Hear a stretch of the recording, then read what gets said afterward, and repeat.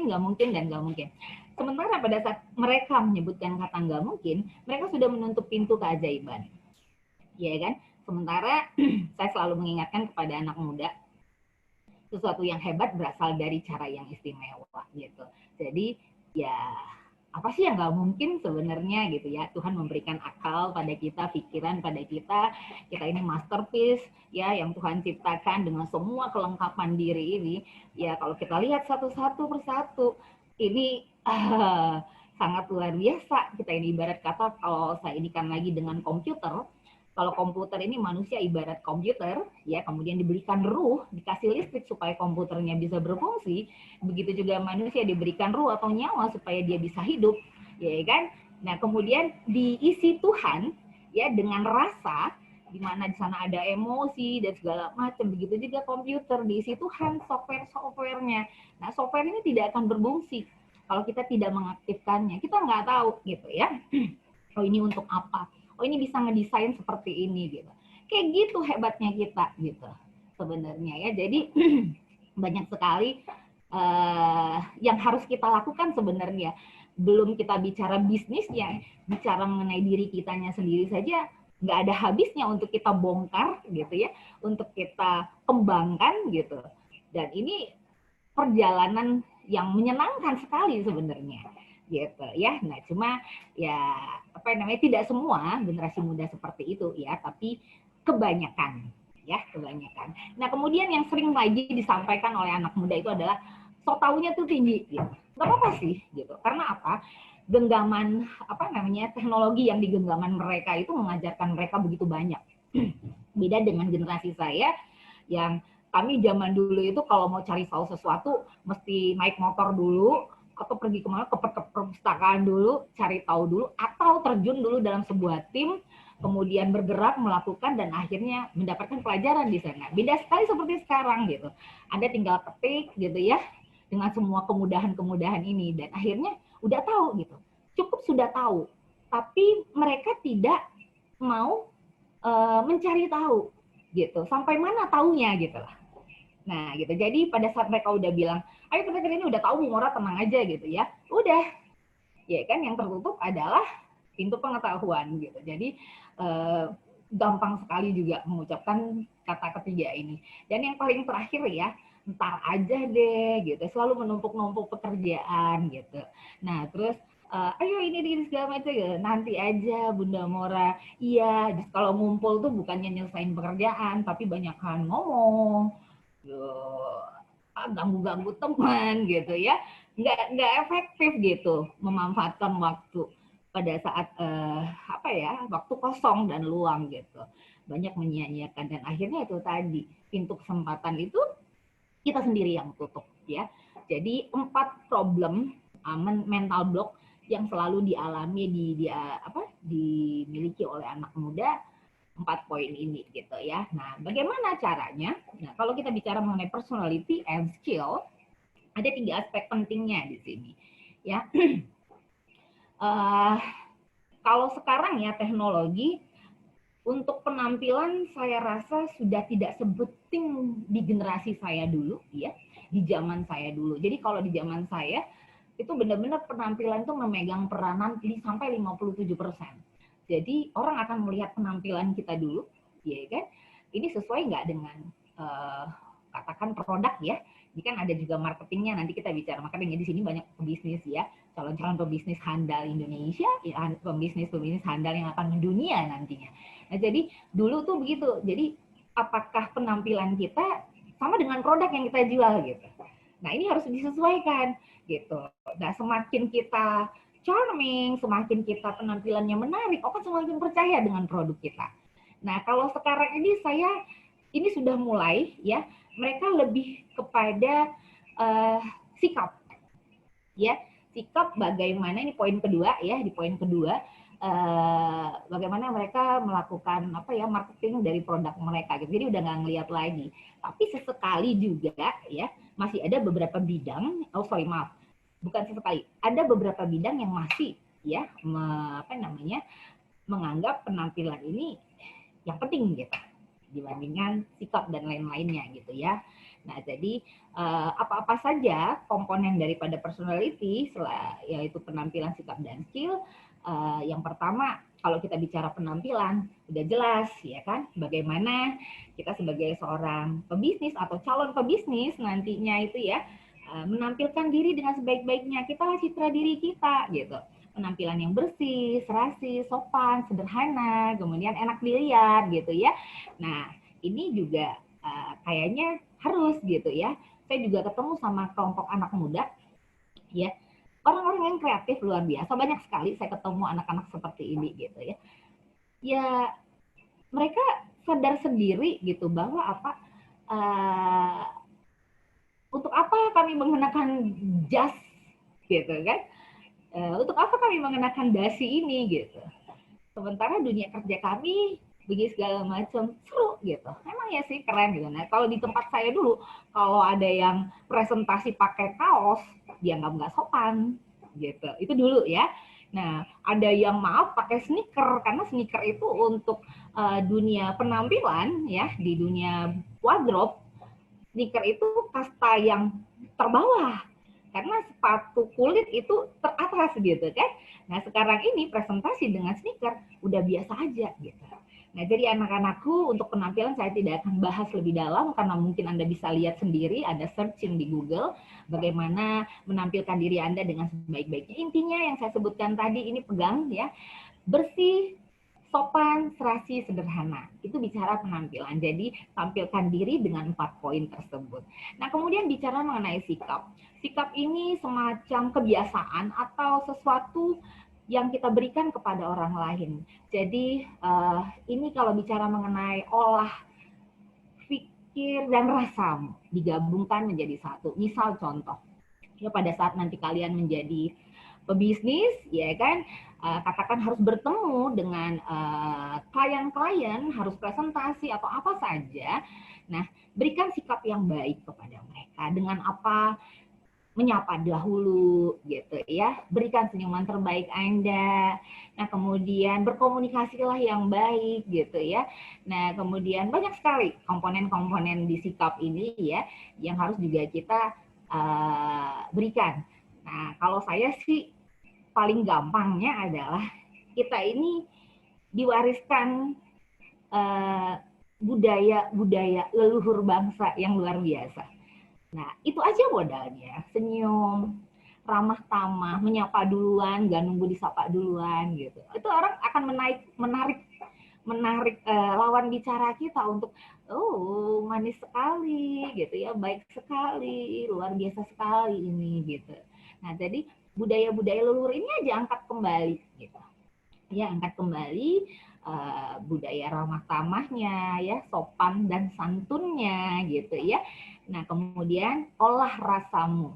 Poinnya adalah kita bermain rasa ya, bermain rasa dengan klien-klien kita, bermain rasa dengan tim kerja kita, bermain rasa dengan keluarga kita, bermain rasa dengan saudara-saudara kita sebangsa setanah air. Nah, kalau untuk poin skillnya, nah inilah personality itu ya. Kalau bicara skill, ini ada beberapa pelatihan yang harus kita kita pelajari. Saya siap nanti kalau dipanggil lagi sama STI Ekasi Bangsa untuk kita kita bedah satu-satu ya. Bagaimana sih ya kan berlatih komunikasi yang baik, bagaimana sih kita supaya memberikan bahasa tubuh yang bagus ya, bagaimana pola-pola pendekatan yang baik dan segala macam, itu banyak sekali komponen-komponennya. Jadi tidak akan saya uraikan di sini. Nah, jadi komponen yang paling penting ketiga di di personality itu adalah aspek skill. Karena ini paket lengkap ya. Jadi penampilan saja tanpa sikap dan skill yang baik juga nggak lengkap gitu ya. Nah seperti itu. Nah kemudian yang paling penting adalah setelah nanti kita semua pelajari ya poin-poin tersebut, yang paling penting ini eksekusi ya. Jadi Harris Interaktif ya, itu sebuah lembaga survei tertua di dunia, itu di New York, bermarkasnya di New York dari tahun 62, sering melakukan survei di berbagai beragam industri ya, perusahaan-perusahaan. Jadi lemahnya sebuah perusahaan itu, kalian calon pebisnis jadi harus tahu ini, banyak sekali karyawan-karyawan nggak produktif Itu satu. Ada beberapa persen mereka paham tujuan perusahaan, tapi cuma paham. Ada lagi sekian persen itu yang mereka nggak tahu mau ngapain. Gitu. Oh, banyak sekali gitu ya. Anda bisa buka aja nanti searching hasil Harris interaktif itu, hasil itunya bagaimana gitu. Nah, jadi kita kembali, kalau itu bicara perusahaan, kita kembali ke diri kita aja gitu ya. Nah, pada saat kita mempelajari sesuatu, katakanlah kita sekarang sedang webinar, kita sedang online ya. Jadi ilmu yang diberikan saat ini, coba kita praktekkan. Ya kan? Itu poinnya tuh eksekusinya gitu. Ya kan, latih diri. Paling gampang sebenarnya untuk menerapkan semua ilmu-ilmu yang diberikan ini. Anda masuk aja, banyak-banyak berorganisasi, banyak-banyak berkumpul dengan teman-teman gitu ya, banyak-banyak berlatih, mengerjakan proyek-proyek seperti itu. Di kesempatan itu, percaya nggak percaya, 70% skill Anda akan terasa. Karena apa? Anda bertemu dengan teman-teman yang berbeda dengan Anda, di situ mengolah rasa, harus sabar. Kadang kita mengutarakan pendapat teman kita menyangkal, ya kan? Kadang juga kita diterima ide-ide kita, kadang juga kita harus mengalah, ya kan? Dan kemudian kita berlatih komunikasi, berlatih memberikan eye contact yang baik, ya kan? Berlatih menggunakan bahasa tubuh dengan baik, gitu. Face expression-nya, mind-nya, ya kan, dan kemudian berlatih komunikasinya gitu, vokalnya, bagaimana meningkatkan volumenya. Nah itu gitu. Jadi sebenarnya kuncinya, ini nggak salah tuh leluhur kita, nenek moyang bangsa kita ini menitipkan warisan luar biasa sama kita, apa? Semangat dan gotong royong. Itu gitu. Jadi gotong royong, kalau gotong royong itu di sana kita banyak belajar. Ya, nah jadi kuncinya adalah eksekusi. Eksekusi yang bagaimana? Nah, kita lihat ini ya. Jadi jangan lagi ada anak muda yang nggak punya goals ya dalam hidupnya. Ayo sekarang sudah mulai buat GPS-nya, GPS-nya ya, goals-nya apa, kemudian uraikan menjadi sebuah perencanaan, planning, dan kemudian S-nya adalah strategi, buat strategi apa yang harus dilakukan untuk mengerjakan semua planning sehingga goals itu nanti tercapai. Nah, yang kedua ya kan, setelah dibuat goals, banyak sekali orang-orang yang nggak ngerti gitu. Apa yang harus dia lakukan untuk mencapai goals tersebut gitu. Nah ya, jadi apa yang harus dilakukan? Ya bagaimana mengurai ini menjadi sebuah langkah seperti itu ya. Nah itu harus terus belajar, jangan pernah puas dengan ilmu satu, buka lagi dan segala macam. Yang ketiga, nah setelah dia melakukan ini, dia nggak bertanggung jawab terhadap goals tersebut. Oh udahlah, gitu ya. Nah jadi nggak fokus, ya kan? Nggak disiplin dengan dirinya. Dan yang terakhir adalah tidak memiliki ukuran keberhasilan. Jadi ini penting sekali ya anak-anakku semua ya, pemuda-pemudi hebat, permata-permata bangsa yang hebat. Ini penting sekali untuk kita ya, gimana kita selalu melakukan review terhadap diri, ya kan, apa-apa perkembangan yang sudah kita lakukan, apa-apa yang sudah kita lakukan untuk mengembangkan diri. Yang perlu kalian ingat, tidak ada orang yang tidak berguna, tidak ada orang yang tidak hebat dan keren. Karena apa? Kalian diciptakan Tuhan dengan cara yang hebat, dengan cara yang luar biasa untuk jadi hebat, untuk jadi pemimpin-pemimpin hebat di Indonesia ini, untuk menjadi pengusaha-pengusaha hebat di Indonesia ini. Jadi percaya dan yakinlah bahwa apa, engkau bisa, engkau mampu, engkau luar biasa, seperti itu. Nah kemudian yang terakhir, ini pesan penting, karena generasi muda ini punya penyakit 7is ya. Penyakit 7isnya itu sering kami sebutkan di Yayasan Bangga Indonesia adalah egois, ya, perilaku hedonisme, ya, kemudian apatis, ya, kemudian materialistis, terus anarkis dalam hal membuli yang nggak penting. Terus habis itu ada 2 lagi saya lupa apa, 7. Nah, yang paling penting ini ya, untuk memberangus itu pegang kata-kata ini. Jadi jangan pernah kita miskin informasi, cari tahu, ya kan?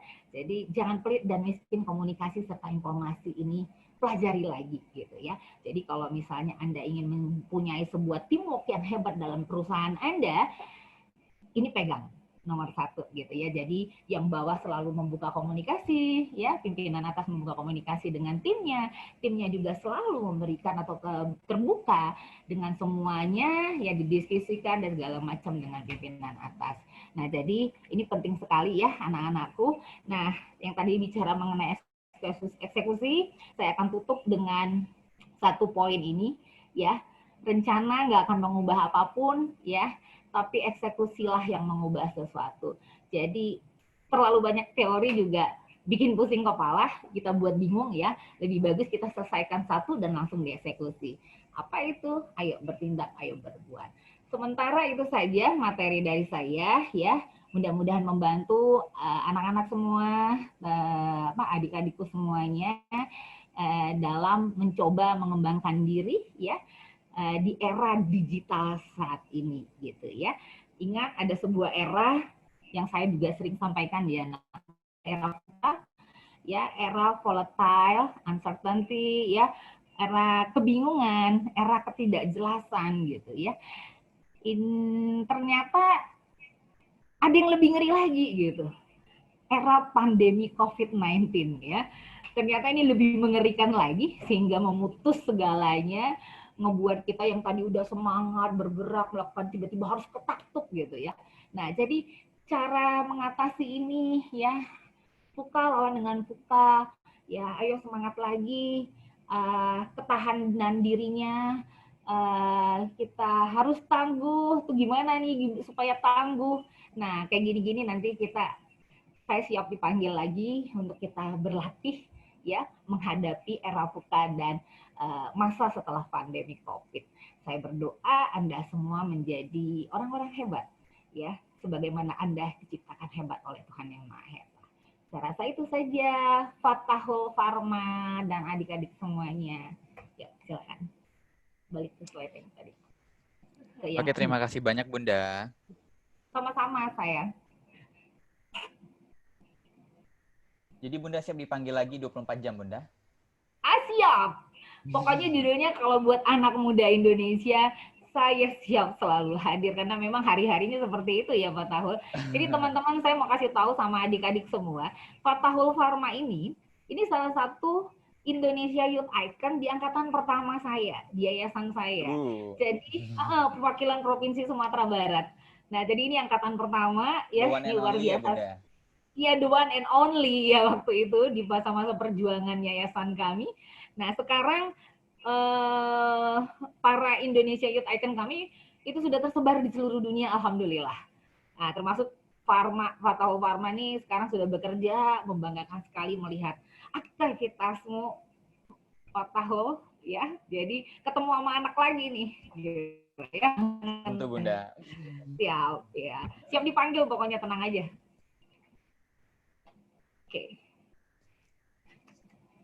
Oke, thank you Bunda. Buat teman-teman yang mungkin nanti mau bertanya sama Ibu Mura Nasution, kita kasih nanti waktu tanya jawabnya ya, kurang lebih nanti 30 menit. Tapi terlebih dahulu, Bunda kita lanjut ke pembicara berikutnya terlebih dahulu ya. Lalu nanti kalau memang ada yang bertanya kepada Bunda, nanti kita bebas untuk bertanya. Oke? Tadi dari pembicara pertama dengan Ibu Mura Nasution, kita beralih ke pembicara kedua. Ini dari generasi X yang dibilang Bunda, kita pindah ke generasi milenial, yaitu Mas Andi Alfi Syarin. Selamat, Mas. Halo Jeffrey. Apa kabar Mas? Alhamdulillah. Gimana kabarnya Jeffrey? Mas Alfi ini benar-benar salah satu orang yang sibuk ya, yang alhamdulillah pada siang hari ini beliau bersedia untuk diganggu aktivitasnya. Maaf ya Mas ya. Kita ingin ilmunya untuk siang hari ini. Sedikit aku kenalin untuk Mas Andi Alfi Syarin ini. Beliau adalah seorang marketing holic. Jadi untuk teori-teori marketing, untuk cara-cara menjual sesuatu, itu kita akan tanyakan semuanya dengan secara tuntas sama Mas Andi Alfi ini. Terlebih lagi saat ini di era digital marketing, nah beliau sangat expertnya di situ karena beliau itu tuh pernah bekerja sebagai content creative director di UGM Today Creative Media, dan juga sebagai Chief of Business Development Officer di UGM Today Creative Media. kemudian sekarang adalah digital strategis di propertree.id. Beliau adalah dulu lulusan UGM ya, Mas ya? Iya, benar. Siapa sangka dulu beliau jurusannya tidak manajemen, tidak marketing, beliau jurusannya adalah biologi, betul? Iya, betul Jeffrey. Oke. Silakan Mas, mikrofonnya aku serahkan kepada Mas Alfi ya. Oke, terima kasih Jeffrey. Assalamualaikum warahmatullahi wabarakatuh. Ya, saya sangat senang sekali tadi dengar penyampaian dari Bu Mura ya. Luar biasa, saya sangat dapat ilmu baru gitu loh Bu, sebagai anak muda. Kalau boleh ini informasinya, saya seumuran anaknya Ibu berarti. Saya kelahiran 97 Bu. Iya. Oke, saya mulai ininya presentasinya. Baik, saya diberikan tema dari Jeffrey tentang managing personality ya, sama skill untuk menghadapi digital marketing era. Nah, kalau saya sendiri sekarang lebih konsen dengan era setelah karena proses pandemik ini ya, makanya ada diksi baru yang kita kenal dengan the new normal. Nah, yang mungkin nggak sepanjang Bu Mora tadi, saya lebih menekankan tentang bagaimana kita menghadapi the new normal, seperti itu. Sebelumnya, saya kenalan dulu, saya Andi Alfi Syahrin, saya asalnya Makassar, Sulawesi Selatan. Mungkin masih seumuran sama teman-teman ya, nggak jauh beda umurnya. Saya kelahiran 97. Pengalaman saya sempat menjadi peneliti di kelompok studi kelautan di UGM, juga di laboratorium bioinformatika. Nah, saat saya sembari menjadi peneliti di lab tersebut, juga ikut sama teman-teman untuk membangun sebuah kreatif media, dan di mana pada saat itu kami resah dengan banyaknya hoax yang ada di era digital, khususnya media sosial. Makanya kami buat UGM Today Kreatif Media sebagai awal bagaimana kami bertanggung jawab atas keresahan kami, kayak gitu. Jadi sebelumnya saya diamanahkan untuk menjadi konten kreatifnya. Untuk sekarang karena media ini sudah menjadi salah satu media startup media, saya diamanahkan sebagai penanggung jawab di bisnis development-nya, seperti itu. Dan sampai saat ini saya full time bekerja sebagai digital strategis di propertree.id. Nah, propertree.id itu kalau teman-teman belum tahu, salah satu startup teknologi finansial investasi properti yang menghubungkan antara investor dengan para developer atau kontraktor yang membutuhkan dana untuk membangun proyeknya, gitu. Nah, apa yang terjadi pada new normal?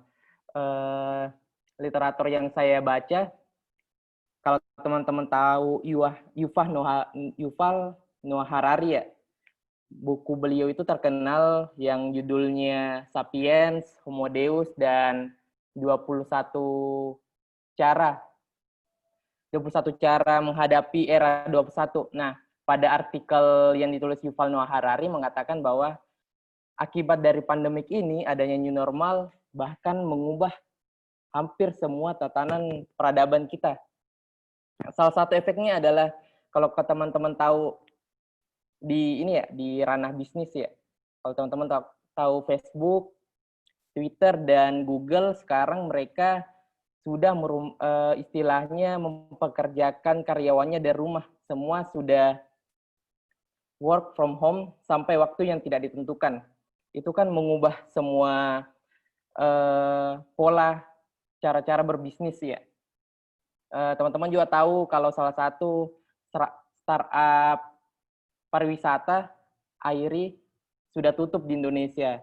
Bahkan bidang pariwisata kan sempat diagung-agungkan ya sebagai bisnis yang paling menjanjikan. Ternyata itu juga berakibat karena adanya pandemik ini. Makanya saya cari tahu tuh, karena adanya pandemik ini juga menyebabkan banyak banget layoff yang dihadapi di perusahaan. Banyak pengangguran yang ada di Indonesia. Banyak bisnis yang kolaps, yang tidak sanggup menahan beban operasional karyawan. Makanya beberapa karyawan yang dinilai tidak berefek banyak dalam perusahaan tersebut harus dirumahkan, harus nggak dipekerjakan kayak gitu. Nah, sebagai generasi ini ya, kalau saya masuknya kayaknya generasi Z ya, generasi Z awal. Kayaknya seangkatan saya dan adik-adik semua, kayaknya yang paling mendapatkan efek dari ini. Karena baru lulus, susah cari kerja kayak gitu. Bagaimana? Dan kita harus bersaing dengan banyaknya orang-orang yang baru dianggurkan oleh kantornya. Nah, makanya saya akan menjelaskan beberapa skill penting yang perlu dimiliki atau dikuasai di era new normal ini. Karena orang-orang banyak yang bilang setelah Juni, setelah Juli, setelah Agustus, semua akan kembali normal. Tapi kalau menurut saya, semua akan tidak akan kembali semua, tapi timbul pola berbisnis yang baru seperti itu. Nah, yang pertama adalah digital skill. Skill yang pertama adalah digital skill. Yang saya maksud digital skill di sini adalah hard skill.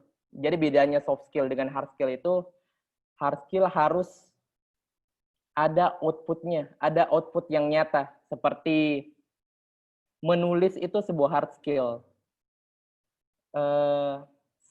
Seorang montir itu adalah hard skill. Mencuci sepatu adalah hard skill. Jadi MC adalah hard skill. Nah, jadi teman-teman itu harus punya minimal satu atau dua digital hard skill yang harus dikuasain. Contohnya apa? Misalnya menulis, harus bisa menulis. Contohnya ngedesain atau dan lain-lain. Karena yang membandingkan orang yang siap menghadapi digitalisasi di new normal ini, salah satunya adalah kalian harus punya digital hard skill.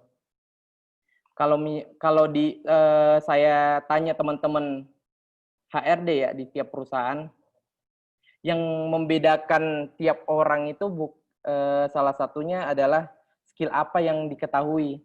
Jadi misalnya teman-teman sama-sama sarjana manajemen, sama-sama sarjana akuntansi, sama-sama cum laude, tapi teman-teman punya satu atau dua digital hard skill yang teman-teman ketahui, kalian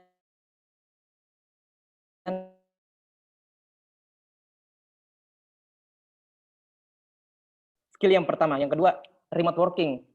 Ternyata dulu saya menganggap kalau remote working itu hal yang biasa. Ternyata ini skill yang harus dikuasain.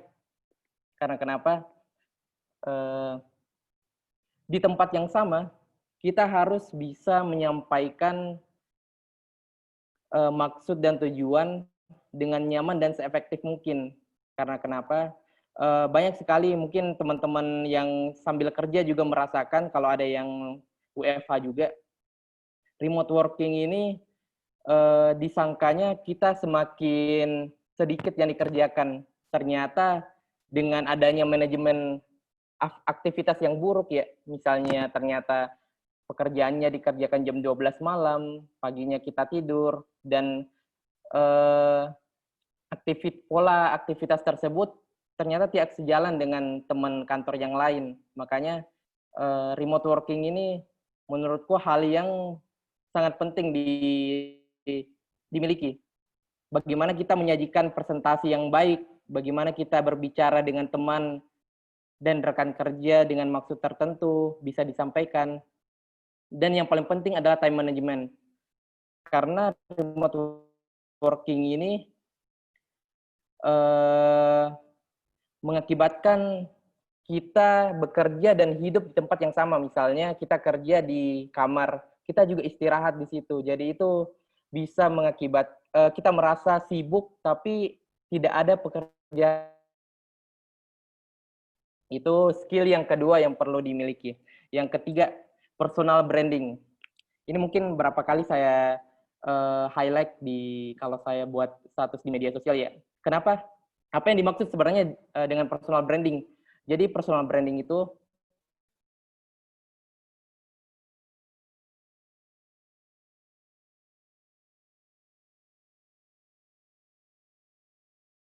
diberikan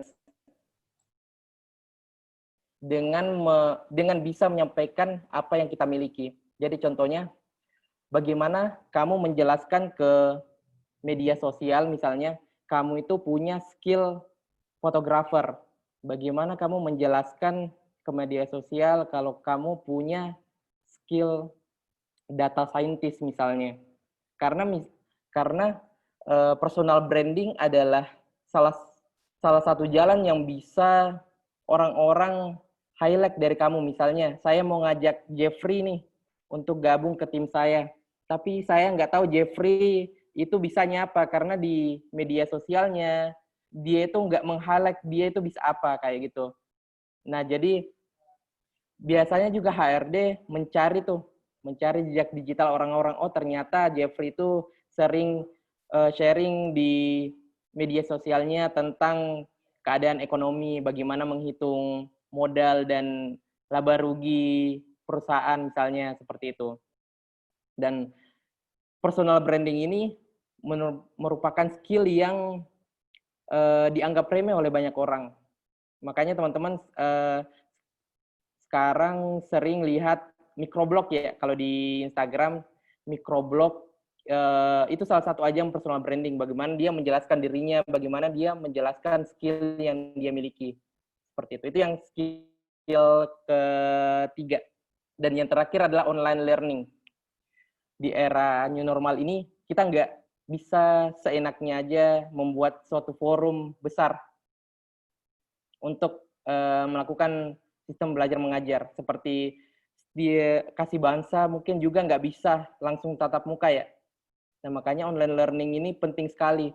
Ini skill mungkin yang menunjang ketiga skill sebelumnya yang bisa kita gunakan. Karena nggak semua orang ternyata bisa belajar melalui daring. Karena kenapa? Dia mungkin orangnya ngantukan, time manajemennya kurang, kayak gitu. Dan merasa seenaknya karena cuma di depan layar kayak begitu. Tapi seharusnya kan online learning itu bagaimana kita memanfaatkan fasilitas digital untuk memaksimalkan pembelajaran kita, kayak gitu. Mungkin itu saja yang bisa saya sampaikan. Setelah ini mungkin bisa, kalau ada yang mau didiskusikan, saya aktif di Instagram, bisa di follow di @andialfi_sy. Saya senang sekali membicarakan tentang digital ya, digital literasi, digital marketing, dan lain-lainnya, seperti itu. Saya kembalikan ke Jeffrey. Terima kasih, Mas Alfi.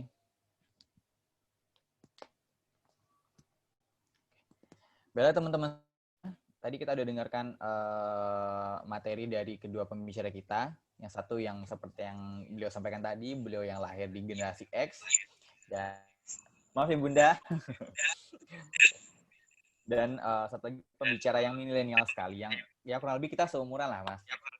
Nah, jadi buat teman-teman mungkin Bu Farah ketawa sekali nih, Bu. Senang sekali mendengarnya sepertinya. Saya juga seumuran sama Mas Alfi. Baiklah teman-teman semuanya, buat teman-teman yang sudah tadi dengarkan materi dari kedua pembicara kita, silakan dipersiapkan pertanyaannya. Pertanyaan bisa ditujukan langsung kepada Bu Maura Nasution ataupun kepada Mas Alfi sekalian.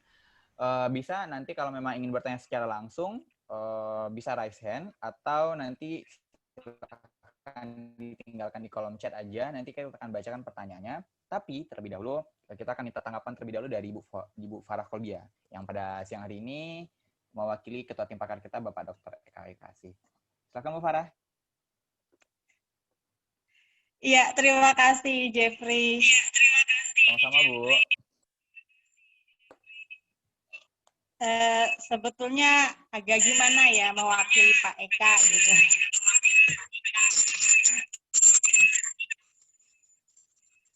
Suara saya jelas? Jelas sekali, Bu. Jelas, baik.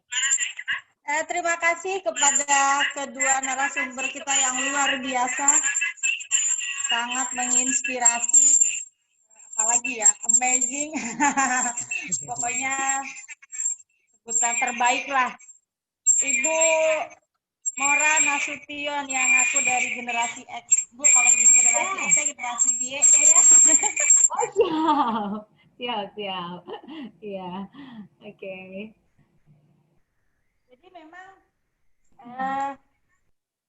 dengan materi yang ibu sampaikan ini saya merasa tercerahkan dan teringatkan kembali pada masa lalu.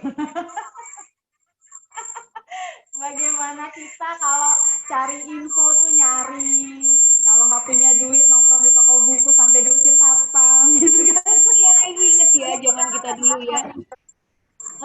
Nongkrong di menu, aduh ampun, nggak, zaman sekarang kita bisa foto pakai handphone, zaman dulu harus foto kopi, ya nggak, Bu?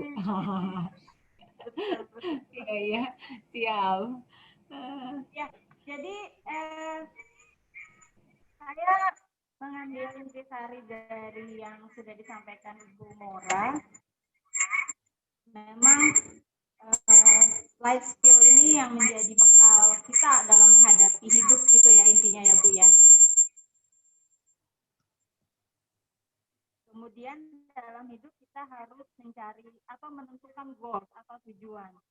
Mungkin Jeffrey dan kawan-kawan yang pernah kuliah tatap muka masih ingat di semester pertama itu pasti saya minta bikin life map. Bikin tujuan deh 5 tahun ke depan. Pecah lagi jadi setahun, jadi 6 bulan, jadi sebulan dan seterusnya. Dan memang semakin banyak informasi yang diperoleh media yang sekarang ada ini yang berupa ajaib ya, kalau menurut saya ajaib itu internet, semakin banyak yang bisa diperoleh oleh generasi milenial. Nah, termasuk semakin banyaknya ilmu, yang semakin banyak ilmu, semakin banyak dibaca, semakin banyak dilihat, semakin bingung. Ya, iya. Semakin tahu, semakin bingung ya Bu ya, gitu ya. Nah, pertanyaan saya untuk Bu Mora, Bu, bagaimana tipsnya untuk generasi milenial ini menyiasati informasi yang diperlukan untuk meningkatkan kemampuan dan berkepribadian itu, Bu? Ya, Bu. Oke. Kemudian nanti ya.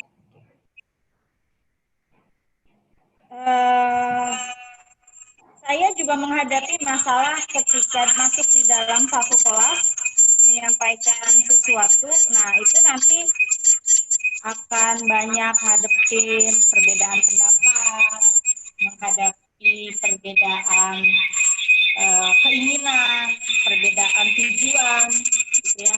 Nah, bagaimana tipsnya Bu untuk generasi muda ini ketika menjalankan bisnis agar bisa menyiasati itu semua?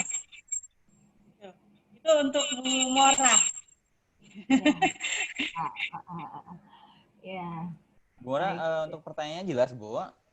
Jelas. Jadi ini langsung dijawab atau nanti aja gimana? Jadi. Langsung dijawab, Bu Mora silakan. Dijawab langsung atau gitu. Oke, baiklah. Nanti untuk yang pertanyaan keduanya, mohon maaf, saya nanti Ibu Kobia diulang lagi karena tadi saya dengar suaranya itu nge-lag gitu, ya. Jadi saya akan coba jawab yang pertama dulu ya Ibu ya. Nah, kalau saya sih lebih selalu kepada katakan Ibu kan ke anak muda ini ya, gimana sih membuat mereka fokus terhadap goals atau impian mereka sehingga mereka tidak apa namanya mencari hal yang tidak perlu di internet gitu ya. Ini kan tadi disampaikan sama Andi Alfi, ini bicara mengenai bagaimana mereka bisa menggunakan teknologi itu dengan sebaik mungkin gitu kan. Nah, kalau saya sih selalu mengingatkan ke generasi muda mengenai waktu yang terbuang, Ibu. Nah, jadi saya selalu, itulah gunanya kenapa mereka saya minta untuk membuat proposal diri itu tadi ya. Nah, jadi proposal itulah yang membantu mengarahkan mereka untuk menentukan, karena kan menentukan apa yang harus mereka lakukan, apa yang mereka harus cari di internet gitu. Nah, poin-poin apa saja yang harus mereka kumpulkan gitu. Karena era perubahan ini kan berubahnya ini bukan lagi bola yang digelinding gitu, tapi ini benar-benar putaran mesin yang sangat kencang gitu. Jadi ini bicaranya waktu. Jadi nggak bisa kita sia-siakan gitu dengan yang lain-lain. Nah, jadi makanya kalau saya rasa sih dengan menentukan apa yang menjadi goals kita, itu yang akan mengarahkan nanti jadi oh ini nggak perlu, ini perlu, oh ini memang yang saya cari gitu kan.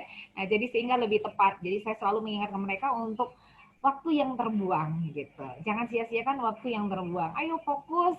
Kita nggak bisa lagi berleha-leha, berlele-lele. Saya tadi dengar dengan Andi, sangat sekali saya dengarkan bagaimana perubahan ini ya kan ngebuat kita tuh harus membiasakan diri dengan kondisi pasca pandemi gitu. Nah, akan terbentuk sebuah budaya baru gitu kan.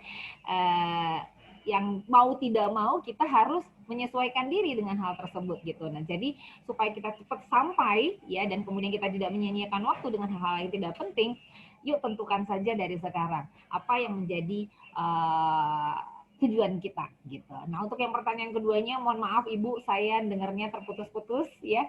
Jadi saya tidak mendengar dengan jelas tadi pertanyaannya apa. Atau Jeffrey dengar, boleh diulang pertanyaannya Jeffrey? Boleh Bunda, akan saya review. Iya, Mungkin siap. Bu Farah izin saya review ya. Gimana Pertanyaan saya? Bu Farah terus halo. Oh iya, oke. Untuk pertanyaan Bu Farah itu tadi, saya jadi lupa nih. Jadi sebenarnya kalau Bu Farah ngajar itu Bu, kan beliau kan kita dikasih bangsa itu sifatnya presentasi. Jadi setiap presentasinya ada yang menyangga, ada yang egois, ada yang tidak gitu loh. Nah, Bu Farah bertanya, nge-manage-nya nanti anak-anak yang punya bisnis itu tadi untuk memanage cara mereka bertanya, menanggapi, menyanggah, how to do it gitu loh. Oke. Bener nggak Bu? Bener nggak Bu Farah untuk pertanyaannya? Jadi kalau Bu Kolbia saya mungkin kalau saya nih orang lapangan ya, saya tidak di apa namanya seperti Ibu mungkin di tempat yang sangat formal gitu. Akademisi, ya? Jadi kalau orang lapangan, cara lapangan mungkin mana tahu ini bisa berguna buat Ibu nanti. Saya biasanya begini, ayo kekuatan mendengarnya digedein lagi, saya bilang hatinya diluasin lagi seluas samudra. Jadi kau juga tentunya tidak ingin kalau misalnya kau bicara temanmu memotong, temanmu menyanggah, ya. Jadi saya sih mengangkat nilai-nilai luhur itu tadi, etika kesopanan, etika kesantunan, bagaimana kita juga dilatih untuk sabar mendengarkan, nah sampai tuntas. Jadi sehingga semua terselesaikan gitu. Jadi saya mengangkat platinum rules dalam bermasyarakat, dalam berteman, perlakukan orang lain sebagaimana mereka ingin diperlakukan, bukan sebagaimana kau ingin diperlakukan.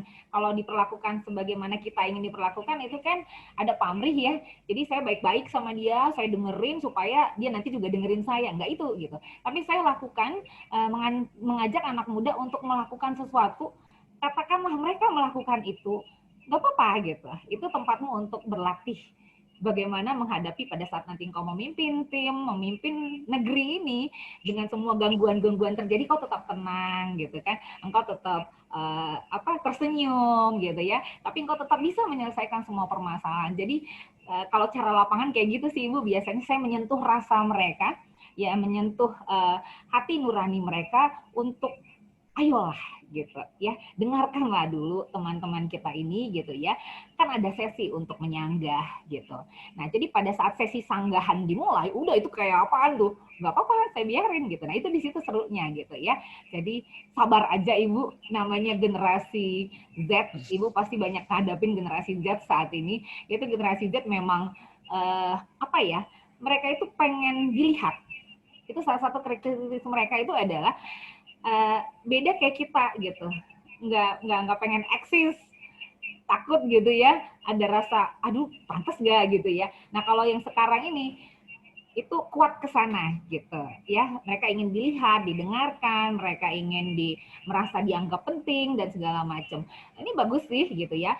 Kita kalau saya sih menilai positifnya adalah Indonesia butuh anak muda yang percaya diri gitu. Karena memang bagaimana kita di tahun 45, pendahulu-pendahulu kita yang di zamannya itu adalah anak muda, meraih bangsa patriot itu karena tetesan air mata, keringat dan darah, dan membuat kita tuh merdeka itu kan karena kepercayaan dirinya gitu kan, ya kan. Nah jadi ini bagus sekali. Jadi kita akan diisi nanti Bu Kolbia dan Mora dan bapak-bapak dosen yang ada di sini semuanya dipimpin oleh pemimpin-pemimpin hebat. Jadi kita tenang-tenang Bu, tinggal nyipas-nyipas, ya kan, pemimpinnya hebat-hebat ini semuanya gitu. Jadi itu lapangannya kalau formil saya belajar Ibu. Iya. Bu Mora. Dianya Bunda ya. Siap. Ya, jadi Jeffrey ini didikannya Bu Mora ya. Ibu gimana Ibu? Jeffrey ini anak didiknya Ibu Mora ya, berarti ya. Iya, aduh. Anak didik Ibu Mora ya. Ya, iya. Jadi saya gimana Ibu? Basis dari pendidikan Bu Mora, kemudian vokasi bangsa. Saya termasuk satu dosen yang cukup ngefans sama Jeffrey. Jadi ada satu momen ketika mendadak ada acara nikahan di rumah dan Jeffrey dalam jangka waktu sekian jam langsung disuruh jadi MC dadakan. Itu nggak lupa nggak Jeff? Cuma anak kasih bangsa yang bisa. Iya dong. Baik Ibu Mora, terima kasih banyak atas pencerahannya. Mungkin nanti peserta yang lain bisa bertanya lagi. Kemudian untuk Mas Andi Alfi Syahril ya, Mas. Iya Bu. Ini beneran loh, materinya itu materi yang bikin saya tuh sebenarnya udah lama banget penasaran. Bagaimana sih para pelaku bisnis digital ini memanage bisnis, kan itu mengelola sumber daya manusia, sumber daya bahan baku, sumber daya sumber daya alam dan semua sumber daya yang ada itu sehingga bisa jalan gitu. Sementara kan kalau digital bisnis tuh berarti semuanya dikendalikan jarak jauh, betul nggak sih begitu? Iya Bu, jadi untuk beberapa pekerjaan kan sekarang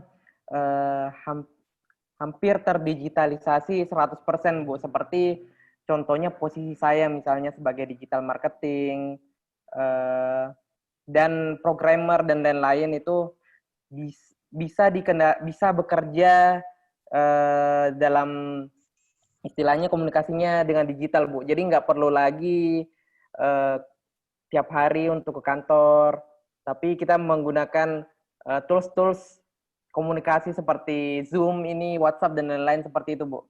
Kalau di kantor saya, kan basisnya memang startup teknologi finansial ya, Bu, yang bisnisnya itu cuma membuat website, aplikasi yang menghubungkan antara investor dan yang membutuhkan modal proyek properti, seperti itu. Jadi semua sebenarnya kami bisa melakukannya itu di rumah masing-masing, tapi ada beberapa hal seperti meeting-meeting tertentu yang sekiranya tidak bisa diwakilkan oleh pertemuan digital seperti ini, jadi kita harus ke kantor dulu, seperti itu Bu.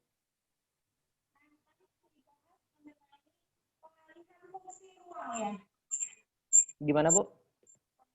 Maaf Bu Farah, soalnya kurang kedengeran. Ya, jadi ada pengalihan fungsi ruang ya karena digital marketing ini digital bisnis ini tadi ya. Kita tidur di situ, nonton di situ, makan di situ. Iya benar. Ini gimana? Ini gimana? Karena sejak masa pandemi ini kan kami pun dipaksa untuk belajar mengajar jarak jauh. Kendala yang dihadapi kan banyak. Yang tadinya bisa jewer anak, nggak bisa. Yang tadinya bisa ngomongin, susah. Yang tadinya bisa tukang, susah. Nah, ini pelaku bisnis bagaimana? Kasih tips deh Mas Andi ke teman-teman semua, bagaimana supaya bisa meningkatkan kualitas hidup, hidup apa namanya, kualitas waktu ya, terutama kualitas waktu. Bagaimana caranya supaya bisa menghilangkan hal yang tidak perlu dan bisa menyelesaikan tugas dengan baik, tepat waktu dan benar. Soalnya ngerjain tugas aja kan kalah tuh. Ngerjain tugas kalah sama drakor, kalah sama apa, dengerin musik, kalah sama itu aja. Oh iya, Bu. Kalau saya sendiri sih menyarankan bisnis itu yang bisa terdigitalisasi. Istilahnya, contohnya sekarang itu banyak anak-anak yang buat restoran dari rumahnya, Bu. Buat es kopi dari rumah, bakmi dari rumah, dan semuanya bisa diupload di istilahnya toko online. Misalnya dia buat sosial media untuk tokonya kayak Instagram, Twitter, dan lain-lain. Jadi intinya semua bisnis sih sekarang harusnya terdigitalisasi ya. Baik itu yang tarafnya UKM maupun perusahaan-perusahaan besar. Jadi tantangannya sekarang itu bagaimana tiap orang memiliki hard skill digital yang saya tadi jelasin, Bu. Seperti yang pertama adalah digital hard skill, remote working, personal branding, dan online learning, belajar online. Seperti itu, menurut saya 4 skill yang wajib dan harus dimiliki tiap orang, Bu. Kalau menurut saya, untuk menghadapi new normal ini. Karena 4 skill itu yang bisa membedakan orang-orang yang siap menghadapi new normal. Karena ada digitalisasi ini. Seperti itu, Bu. Oke, baik. Terima kasih. Saya kembalikan lagi ke moderator. Terima kasih banyak.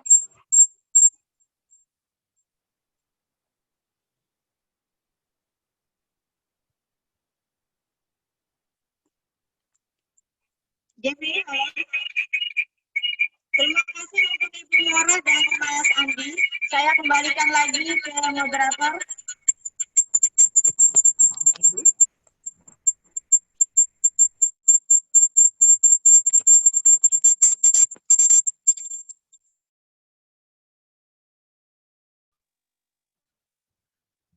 Jeffrey?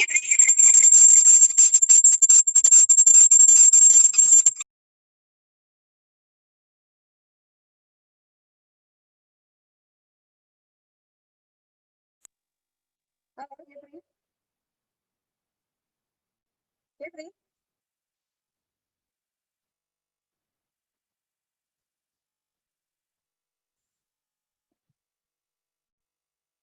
Halo, halo. Cek.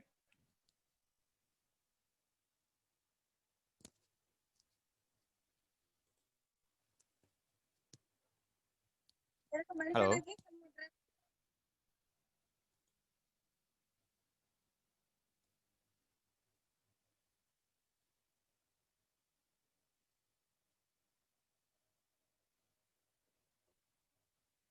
Halo. Ya, dikembalikan lagi ke moderator. Jeffrey? Suara saya kedengeran, Bu Farah? Ya, terdengar. Oke. Terdengar. Maaf sebelumnya koneksi saya terputus. Maaf ya, Bu. Maaf teman-teman semuanya. Oke.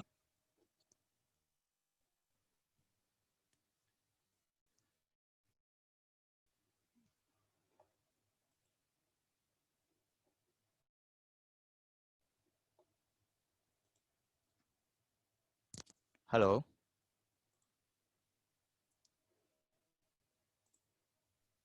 Iya, Oke. saya kembalikan lagi ke moderator. Silakan dilanjutkan. Oke, terima kasih Bu Farah Kolbiah yang sudah tadi menanggapi dari materi yang disampaikan oleh kedua pembicara kita. yaitu Ibu Mora Nasution dan Mas Andi Alfi Syahrin. Oke, untuk teman-teman semuanya dibuka sesi tanya jawab. Ada yang ingin bertanya secara langsung, silakan raise hand atau silakan tinggalkan pertanyaan di kolom chat. Mohon maaf yang tadi meninggalkan pertanyaan di kolom chatnya boleh di-send kembali, mungkin karena saya tadi sempat log out, jadi pertanyaannya terhapus. Jadi untuk teman-teman yang tadi udah kirim di kolom chat, untuk pertanyaannya silakan di-send kembali. Dari teman-teman Kasih Bangsa atau dari viewer umum yang mungkin ingin bertanya, dipersilahkan. Mungkin Hamidah sendiri ada pertanyaan mungkin?